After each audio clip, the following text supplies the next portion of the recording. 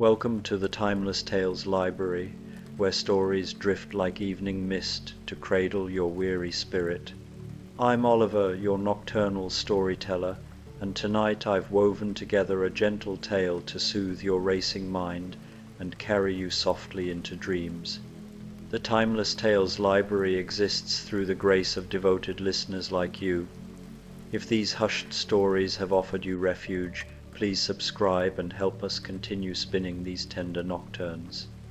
As you sink into your listening haven, leave a comment sharing which corner of the world you're joining us from tonight, and whisper a destination where you'd love our tales to spirit you away, perhaps the lavender fields beneath shooting stars, the ancient libraries carved into mountain faces, the forgotten islands where time moves like honey, or a lighthouse keeper's cottage wrapped in morning fog. Your dreaming hearts keep our gentle sanctuary illuminated with magic. This story is about a stormy Christmas evening when weary travelers from beloved tales find their way through the rain to a magical neighborhood bakery where warm lights promise shelter. Enchanted winter treats await on velvet-lined trays, and a mysterious baker seems to know exactly what each wandering soul needs most. Now, take a slow, quiet breath and let the day's events become as transparent as glass. You are entering the crystal atrium, a hall made of polished crystals and mirrors within the Timeless Tales Library. This is a place of reflection, where every story is a clear, shimmering facet of a beautiful, peaceful truth. Light filters through the crystalline walls, painting the room in soft, calming colors. Feel your body become as still and clear as a calm pool of water. Sink deeper into the secure foundation of your bed. The crystal atrium is a sanctuary where you can reflect on the quiet peace within yourself. Your body is a vessel for peace, and your mind is an empty canvas ready for the gentle stories of the atrium. Let your inner calm become a brilliant light that fills your entire being. The Coziest Rainy Enchanted Bakery, a Christmas bedtime story for adults. The rain had been falling since late afternoon, turning the cobblestone streets into rivers of reflected lamplight. By evening, the storm had settled into a steady, rhythmic drumming, the kind of rain that makes you grateful for walls and warmth, for shelter and soft places to rest. On the corner of Whimsy Lane and Comfort Street stood the rainy day Enchanted Bakery, its windows glowing amber and gold against the deepening twilight. Steam rose from the chimney in lazy spirals, carrying with it the scent of cinnamon, cardamom, and something indefinable, something that smelled like childhood wonder mixed with grown-up contentment. The bakery's sign swayed gently in the wind, its painted letters shimmering with an iridescence that seemed almost alive. Open always when you need us most. Inside, the bakery was a sanctuary of warmth. Exposed wooden beams crossed the ceiling, hung with dried lavender bundles and strings of crystallized ginger that caught the light from the fireplace. The fire itself crackled in a stone hearth along the far wall, its flames dancing orange and blue, casting moving shadows that made the whole room feel like it was breathing. Deep burgundy armchairs were positioned near the fire, each with a small table beside it, each table holding a brass candle holder with a flame that never quite flickered the same way twice. The walls were lined with shelves, some holding books with worn leather spines, others displaying vintage teacups and copper molds, shaped like stars and moons and tiny houses. A grandfather clock in the corner ticked with a sound like a heartbeat, slow and steady, never rushing, always reassuring. The wooden floorboards were worn smooth by countless feet, scattered with thick woolen rugs in patterns of cream and forest green. Behind the main counter, glass cases displayed the evening's offerings, though the selections seemed to shift if you looked away and then back again. Tonight, for the storm, for Christmas approaching on quiet feet, the treats were particularly special. Enchanted palmiers twisted into impossible spirals, their sugar crusts catching rainbow light. Gingerbread cookies shaped like cottages, each one different, each one somehow familiar. Cardamom buns glazed with honey that seemed to glow from within. Chocolate tarts filled with peppermint cream that released tiny, edible snowflakes when you took a bite. And in the very center, a cake layers of spiced apple and brown butter, frosted with cream cheese that had been infused with vanilla beans and winter rose petals. The baker moved in the kitchen beyond, visible only in glimpses through the doorway, a figure in a flour-dusted apron, hands always busy, face always turned away, but presence always felt. The baker knew things. The baker always knew. The bell above the door chimed, a sound like distant sleigh bells, and the first visitor stepped inside. Gretel paused just inside the doorway, rain dripping from her dark wool coat. She was in her late 20s now, with strong hands and eyes that had seen too much when she was young, but had learned, slowly, to see beauty again. She had spent the last decade learning the art of baking herself, studying in France and Belgium, trying to understand how flour and butter and sugar could create not just food but comfort, not just treats but safety. Tonight, she'd been walking without direction, her mind full of the Christmas preparations at her own small bakery across town, when the storm had caught her. And then she'd seen these lights, these particular lights. "Hello," she called softly, unwinding her scarf. The wool was deep green, hand-knitted, a gift from her brother Hansel last Christmas. The warmth of the bakery wrapped around her immediately, and she breathed in deeply.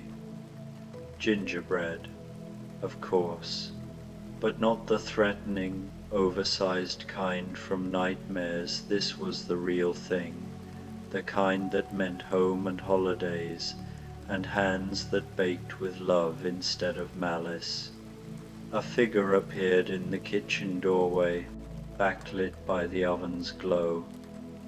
The baker gestured toward the case, then to the fire, a silent invitation. Gretel approached the counter slowly, studying the offerings.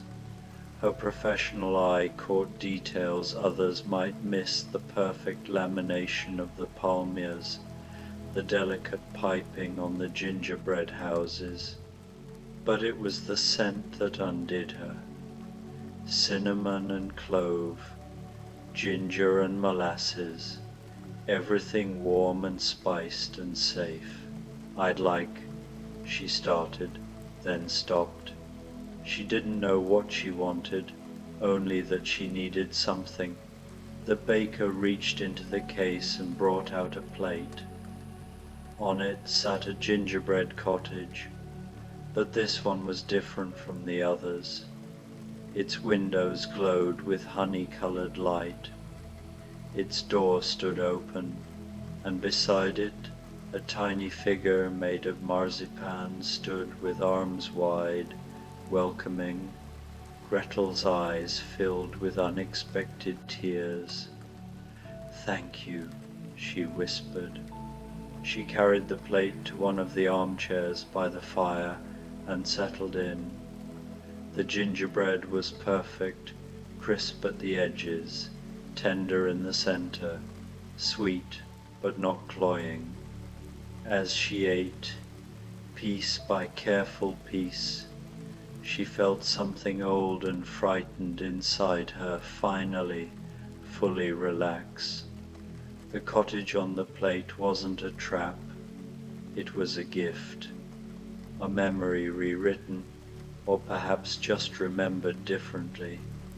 Outside, the rain drummed on. Inside, the fire crackled. Gretel closed her eyes and let herself simply be warm. The bell chimed again, perhaps 20 minutes later. Gretel looked up from her comfortable drowse to see a woman in her mid-30s step inside, carrying herself with the practical confidence of someone who had traveled far and learned to rely on herself. Dorothy Gale shook the rain from her silver grey coat and ran a hand through her dark hair, now cut short and practical. She'd spent the last 15 years working as a storm chaser and meteorologist, fascinated by the very forces that had once carried her away from Kansas. She understood weather now in ways most people never would, its patterns and personalities, its moods and meanings. But tonight, this storm had caught her off guard. She'd been visiting the city for a conference when the rain began, and something about it had felt different, personal, like it was calling her somewhere specific. "Quite a storm," she said to the room in general, her Kansas accent still present beneath years of travel. "It is," Gretel agreed from her chair, smiling. "But it's better in here." Dorothy returned the smile and approached the counter. Through the kitchen doorway, she caught a glimpse of the baker, busy at work, and felt an odd sense of recognition, though she couldn't say why. The glass case drew her attention. Everything looked incredible, but her eyes kept returning to a particular item, a small tornado-shaped pastry made of layers of phyllo dough, filled with cream and dusted with edible silver. It spun slowly on its plate, suspended by some magic she couldn't name, its center glowing with warm caramel. "I think I need that one," Dorothy said, pointing. The baker emerged with the plate and a pot of tea chamomile with vanilla, Dorothy discovered when she poured it and gestured toward the seating area. Dorothy chose an armchair near Gretel's, setting her tea on the small table beside her. The tornado pastry was even more magical up close. When she broke into it with her fork, the layers shattered into delicate shards, and the cream inside tasted like home, like Kansas wheat fields and summer evenings, like her aunt and uncle's kitchen, like everything good she'd known before the storm that changed everything. "This is," she started, then just shook her head. There weren't words. "I know," Gretel said simply, understanding. They sat in comfortable silence, two women who had been lost when they were young, now found, now warm, now safe by the fire as the storm raged outside. The rain sounded different now, not threatening, just present, just weather, just water finding its way home to earth. The evening deepened. The grandfather clock chimed 7 with a sound like distant bells.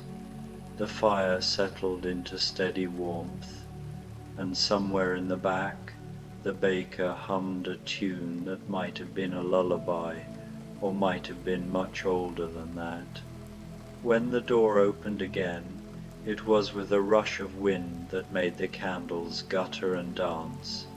A young woman entered, looking slightly bewildered, slightly amused, and entirely soaked.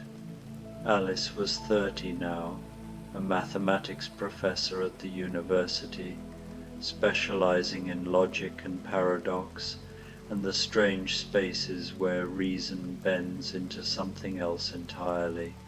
She wore a practical navy dress under her raincoat, and her blonde hair was pinned back in a no-nonsense style. But there was still something about her, a sense that she existed slightly sideways to everyone else, seeing angles and possibilities others missed. "I could have sworn this bakery wasn't here yesterday," she said, closing her umbrella, which was covered in a print of impossible geometric shapes. Or possibly it was, but in a different location. Or I was in a different location. It's rather hard to say. "Does it matter?" Dorothy asked, amused. "You're here now. I suppose that's the most logical conclusion," Alice agreed. She approached the counter, studying the baked goods with the focused attention she usually reserved for theorems. Though I must say, some of these appear to violate several laws of physics. The baker appeared, and Alice could have sworn they smiled, though she only saw them in profile, in the dancing firelight, in the space between one blink and another. "I'll have whatever makes the most sense," Alice said, then laughed at herself. "Or perhaps whatever makes the least sense. I can never quite decide which is more interesting." The baker presented her with something extraordinary, a cake that was somehow both chocolate and lemon, dark and light, impossible by any culinary logic Alice knew. It sat on a blue and white porcelain plate, decorated with playing cards and chess pieces. Beside it, a cup of tea that changed color from green to gold to rose as she watched. "Curiouser and curiouser," Alice murmured, delighted. She joined the other women by the fire, and as she took her first bite of the impossible cake, she sighed with genuine pleasure. It tasted like contradiction, bitter and sweet, rich and light, familiar and foreign all at once. It tasted, she realized, like the feeling of understanding something that had puzzled you for years, like the moment when chaos resolves into pattern, when nonsense reveals itself as a deeper kind of sense. "This is remarkable," she said. "Everything here is," Gretel replied, contentment in her voice. Outside, lightning flashed, throwing tree branches into momentary silhouette against the windows. Thunder followed, but it sounded distant, unthreatening, like a giant turning over in sleep. They sat together, these 3 women, talking quietly about their lives, their work, their journeys. Gretel told them about her bakery, about learning to love gingerbread again, about how baking for others had healed something in her that running away never could. Dorothy described chasing storms, understanding them, no longer being afraid of wind and sky. Alice spoke about teaching, about helping students find their way through logical labyrinths, about how the impossible was just the possible, waiting to be understood. The fire crackled, the rain continued its gentle percussion, the clock ticked its heartbeat rhythm, and in the kitchen the baker continued working, preparing something new, knowing without being told that more visitors would come. The bell chimed again. This time, a young woman in a forest green dress entered, carrying an air of gentle melancholy and deep strength. Wendy Darling was 28, a children's author and illustrator, known for her stories about adventure and courage and the bittersweetness of growing up.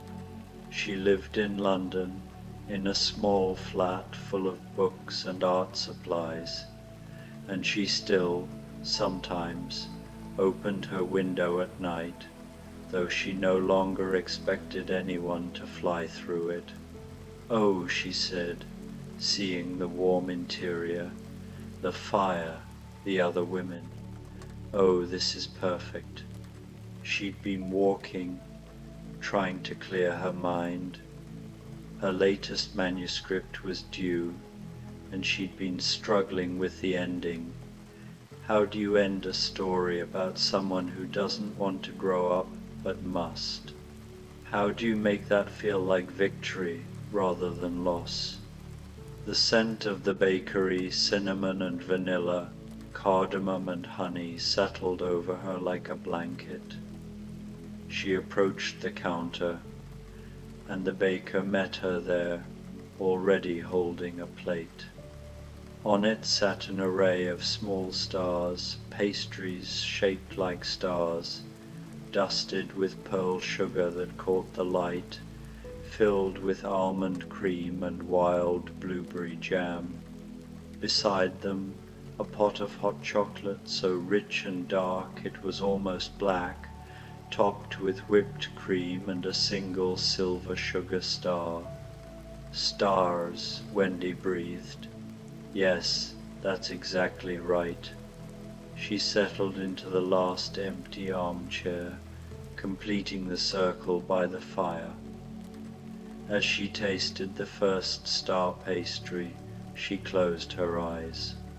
It tasted like flying, like that particular kind of freedom that comes from imagination, from stories, from believing in things you can't quite see.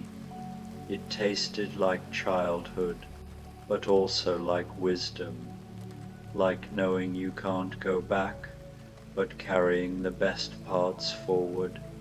"I'm Wendy," she said to the others. "I'm a storyteller. Gretel, baker, Dorothy, storm chaser, Alice, mathematician."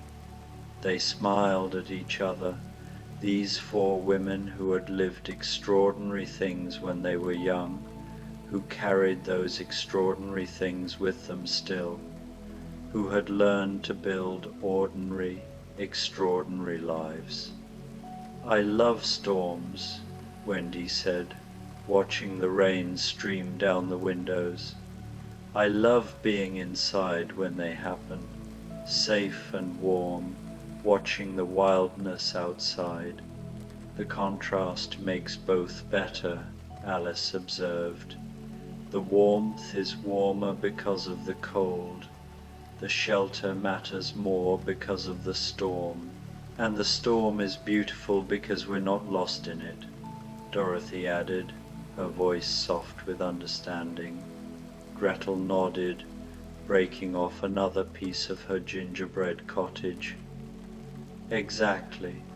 Time passed in that gentle, undemanding way it has by firelight, in warm places, during storms. The women talked and fell quiet and talked again. The baker brought them more tea, more hot chocolate, a plate of spiced shortbread to share, cut into shapes of snowflakes and reindeer and tiny bells. And then, as the clock chimed 8, the door opened one more time. The young man who entered was in his early 30s, dressed in a worn leather jacket and carrying the air of someone who spent more time on boats than on land. Jim Hawkins worked as a maritime archaeologist now, diving for shipwrecks, documenting history that had been swallowed by the sea.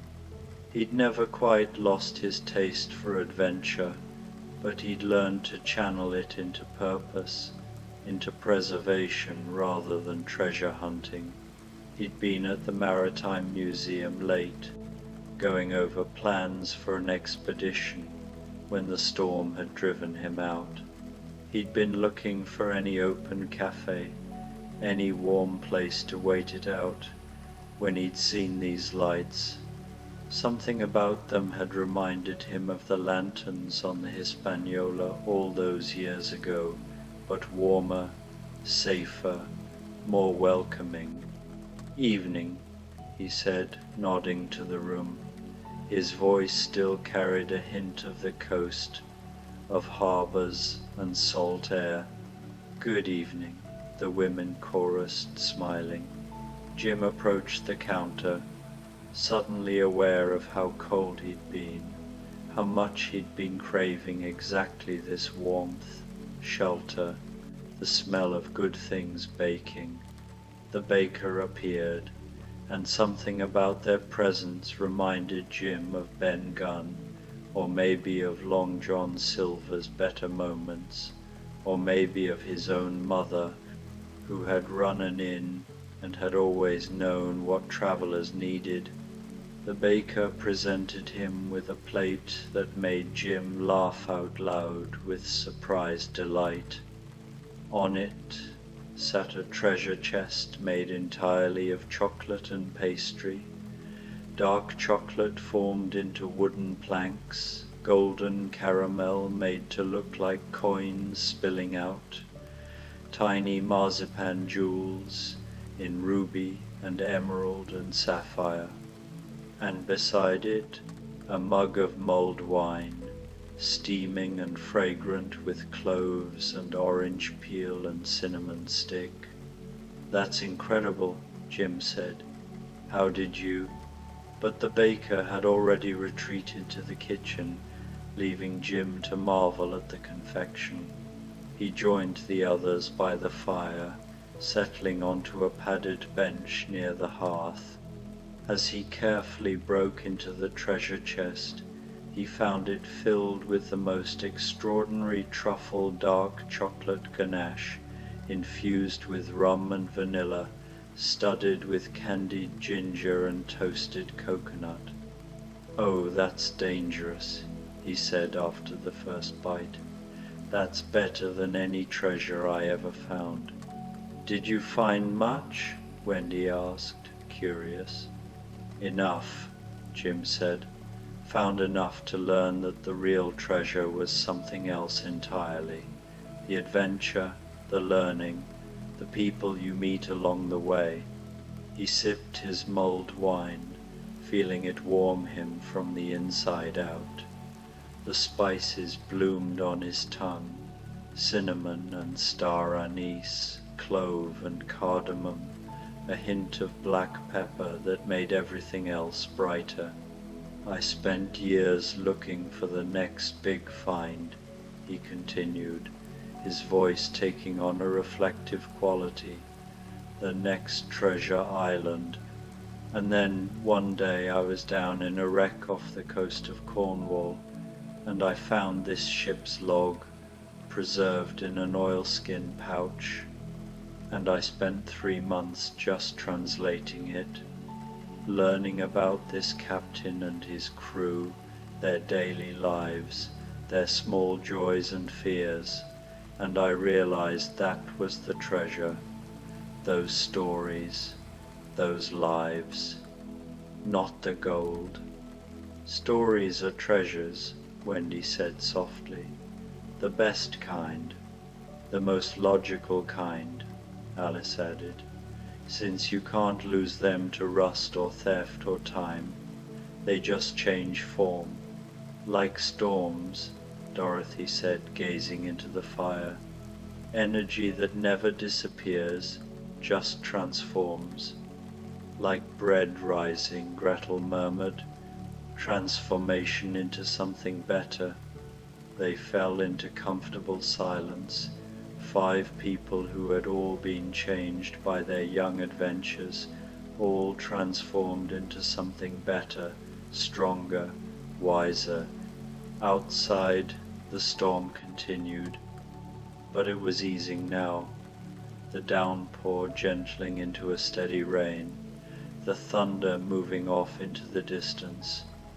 The baker emerged from the kitchen carrying something extraordinary, a cake that hadn't been in the case before, that perhaps hadn't existed before this very moment. It was a Christmas cake, but unlike any they'd ever seen. Multiple tiers of spiced cake, layered with cream and jam and marzipan, frosted in white icing that seemed to shimmer with actual starlight. On top, delicate decorations made of spun sugar, a tiny cottage, a small tornado, a spinning compass rose, a pair of stars, a miniature ship, each one perfect, each one representing one of them. The baker set it on the central table, along with 5 plates and 5 forks. Then they poured 5 glasses of something that looked like liquid moonlight and smelled like Christmas morning vanilla and almond, orange blossom and cardamom, honey and winter roses. For you, the baker said, and it was the first time any of them had heard the baker speak. The voice was everyone's voice, mother and father, friend and stranger, young and old, familiar and mysterious all at once. Thank you, they said together, instinctively reverent. They gathered around the table, standing close, and Jim did the honors of cutting the cake. Each slice revealed layers of different flavors, apple and cinnamon, chocolate and cherry, lemon and lavender, ginger and pear, vanilla and plum. It was every Christmas cake ever baked, every holiday dessert ever loved, every sweet memory of winter, warmth and celebration. They ate standing up, talking and laughing, sharing stories now not of their adventures but of their everyday lives.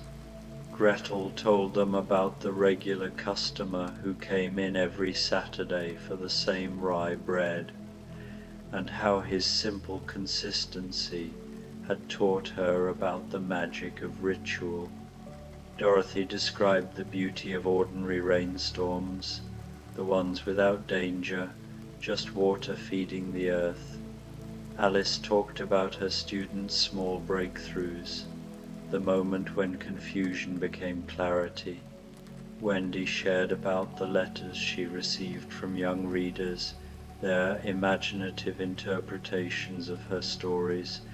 Jim told them about teaching maritime history to school groups, seeing children's eyes light up when they touched a barnacle-covered artifact. The ordinary extraordinary, the magical mundane. They ate until they were full, until they were satisfied, until they were completely, perfectly content. The baker, moving quietly, began to clear the dishes, waving away their offers to help. Sit, the baker said gently. Rest. You've all come so far. And so they returned to the chairs by the fire, to the comfortable seats and soft cushions. The rain outside had become gentle now, just a whisper against the windows. The fire had burned down to glowing coals, radiating steady warmth. The candles flickered peacefully. their light dancing across the ceiling beams. Gretel pulled a book from one of the shelves, a collection of folk tales, well worn and beloved. She began to read aloud, her voice soft and steady, a story about a kind miller and a grateful cat. Dorothy leaned back in her chair, eyes half closed, listening, one hand wrapped around a fresh cup of chamomile tea the baker had brought without being asked. Alice pulled out a small notebook and a pencil, but instead of writing, she found herself sketching the fireplace, the shelves, the sleeping cat that had appeared from somewhere, or perhaps had been there all along, the rain-streaked windows. Her hand moved without thinking, capturing not just the room but the feeling of the room. Wendy had found a soft blanket, thick wool in cream and burgundy, and had wrapped it around herself, curling into her chair like a child, but feeling entirely grown up, entirely herself. She watched the fire's glow, letting her mind wander to her story, and suddenly she knew how it ended, not with sadness that childhood was gone, but with gratitude that it had been, that it lived on in memory and imagination, that growing up meant carrying those flights forward rather than leaving them behind. Jim stood by the window for a moment, watching the rain, watching the light from the bakery reflect in the puddles outside. He thought about all the storms he'd weathered, all the harbors he'd found, all the safe ports in his life's voyage. This one, tonight, unexpected and perfect. The baker moved about quietly, dimming some lights, stoking the fire just enough, covering the pastries in the case with cloth for the night, preparing everything for rest. "Will you be open tomorrow?" Jim asked, turning back. The baker smiled, they could all see it now, in the firelight, that gentle smile. "We're always open when you need us most." "Even if we can't find you the rest of the time?" Alice asked, amused. "Especially then," the baker replied. The clock chimed 9, its sound soft and sleepy. Outside the rain had stopped entirely, leaving only the gentle drip of water from eaves and leaves, the quiet gurgle of drains carrying the storm away. The sky was clearing, revealing stars between the breaking clouds, but none of them moved to leave. Not yet. "I think," Gretel said softly, closing her book, "that this is what home feels like. Not a place you were born, but a feeling you find. Warmth and welcome, safety and sweetness. People who understand, even without explanation. A shelter in the storm," Dorothy agreed, her voice drowsy with contentment. "A place where impossible things make perfect sense," Alice murmured. "Where the stories aren't over, just resting before the next chapter," Wendy added. "A safe harbor," Jim said, after a long voyage. The baker appeared one last time, carrying a tray. On it, 5 small pastries, final gifts for the journey home whenever they chose to leave. Each pastry was different, made specifically for its recipient. For Gretel, a tiny house with windows that glowed. For Dorothy, a silver-dusted cloud that sparkled with edible lightning. For Alice, a checkerboard cookie that was somehow both dark and light in the same bite. For Wendy, a star tart with jam that glittered. For Jim, a small ship made of chocolate, its sails full of spun sugar wind. For your pockets, the baker said, for when you need a little magic.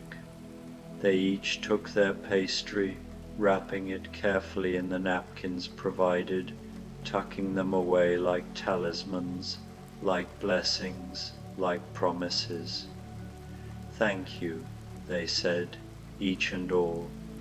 The baker nodded, returning to the kitchen, leaving them to their quiet peace, their gentle completion. They sat by the dying fire as the clock ticked toward 10, none of them in a hurry, all of them exactly where they needed to be. Outside, the city was washing itself clean, the storm's last gift. Inside, the bakery held them in its warmth, asking nothing, giving everything. Gretel thought about her own bakery, waiting for her tomorrow, ready for another day of baking comfort for others. She would remember this, use this, pass this feeling forward to every customer who stepped through her door seeking more than bread. Dorothy thought about the weather patterns she would study tomorrow, the beautiful, ordinary science of rain and wind and pressure systems. She would remember that storms end, that clear skies follow, that there's always shelter somewhere if you know how to look. Alice thought about her lecture tomorrow afternoon, about paradoxes and proofs, and the strange beauty of mathematical truth. She would remember that logic and magic weren't opposites, just different ways of understanding the same mysterious world. Wendy thought about her manuscript, waiting at home, ready now to be finished. She would remember that endings were really just transformations, that growing up meant taking flight with you rather than leaving it behind. Jim thought about the dive he had scheduled next week, the shipwreck waiting in cold waters, full of stories that needed telling. He would remember that every voyage led somewhere, that every adventure, even the hard ones, even the scary ones, brought you to safe harbors eventually. The fire crackled one last time, settling into embers. The cat definitely there now, curled on a cushion, stretched and resettled. The clock's heartbeat continued, steady and sure. I suppose, Alice said finally, we should probably. Eventually Wendy agreed, making no move to rise. But not quite yet, Dorothy added. No, Gretel said, smiling, not quite yet. Jim raised his water glass. The baker had brought water, cool and clear, at some point, perfect for the end of a perfect evening. To the Rainy Day Bakery. They raised their glasses, these 5 travelers, these 5 adventurers, these 5 ordinary, extraordinary people who had found themselves together in this magical, mundane place. To the Rainy Day Bakery, they echoed, and they sat together as the last of the storm dripped away, as the stars came out fully overhead, as the night settled into deep, peaceful quiet. They sat together in the warmth and the comfort and the absolute rightness of this moment, this place, this unexpected gift of shelter and sweetness. Eventually they would leave, one by one, thanking the baker, stepping out into the clean, rain-washed night, carrying their magical pastries and their full hearts and their deep contentment with them. Eventually, they would return to their lives, their work, their own stories. But for now, for this perfect now, they were simply here, together, safe, warm, home. And in the kitchen, the baker smiled and began, slowly, gently, to prepare for tomorrow's baking, for tomorrow's storms, for tomorrow's travelers who would need, more than anything, more than they even knew, exactly this: a place to rest, a sweet thing to eat, a warm fire to sit beside, and the certain knowledge that even in the darkest storm there is always light, always warmth, always shelter, always, always a bakery with its lights on, waiting. The rain began again, just lightly now, the gentlest patter, like a lullaby, like a blessing, like the sound of the world itself settling down to sleep. And in the rainy day enchanted bakery, 5 souls rested, completely at peace, as the night deepened around them and the world turned soft and quiet and kind. The end. Sweet dreams, dear listener. May you always find shelter in the storm, warmth in the cold, and magic in the simple comfort of good food and better company. Sleep well.